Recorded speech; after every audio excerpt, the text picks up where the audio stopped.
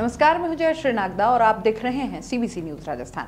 बड़े अरमानों से माँ बाप बेटियों को बड़ा करते हैं, उसे बड़े ही लाड प्यार से रखते हैं, पढ़ाते हैं, लिखाते हैं, उनके सपने पूरे करने की कोशिश करते हैं और फिर एक दिन उनके हाथ पीले करते हैं, सौंप देते हैं अपने जिगर का टुकड़ा किसी और को, उसके परिवार को। इतना बड़ा दिल सिर्फ बेटियों के माँ बाप का हो सकता है, ये कहावत भी है।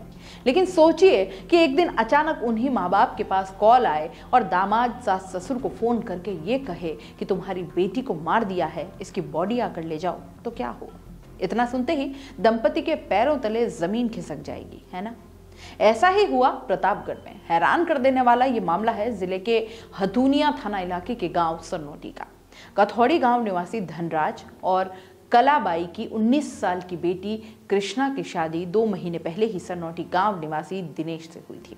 दिनेश ट्रैक्टर पर मजदूरी करता है। दिनेश और कृष्णा के बीच झगड़ा चल रहा था। शुक्रवार सुबह 10 बजे कृष्णा की मां कलाबाई दोनों को समझाने बेटी के ससुराल पहुंची थी। दोपहर 1 बजे वह लौट आई और इसके बाद शाम 5 बजे दामाद दिनेश का फोन आता है तो उसकी बात सुनकर कलाबाई और धनराज सख्ते में आ जाते हैं। धनराज के छोटे भाई रामलाल ने बताया कि दिनेश का फोन आने के बाद कथौड़ी से परिजन शाम 6 बजे बेटी कृष्णा के ससुराल सरनोटी पहुंचे। घर में कोई नहीं था। पिता ने दरवाजा खोलकर देखा तो कृष्णा का शव कमरे में फंदे से लटका था। इसके बाद हथुनिया पुलिस को घटना की सूचना दी गई। पुलिस ने परिजनों की सहायता से शव को फंदे से उतारा। कुछ देर बाद दिनेश की मां भी घर पहुंच गई। तब उसे जाकर पता चला कि बहू की मौत हो चुकी है। दिनेश की मां ने बताया कि वह बकरियां चराने गई थी।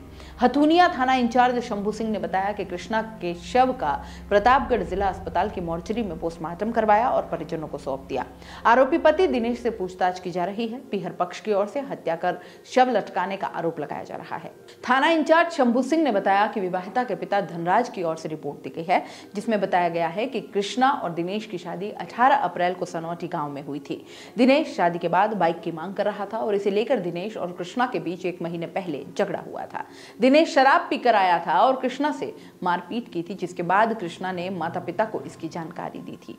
धनराज बेटी के ससुराल पहुंचे और दोनों से समझाइश की और वापस आ गए।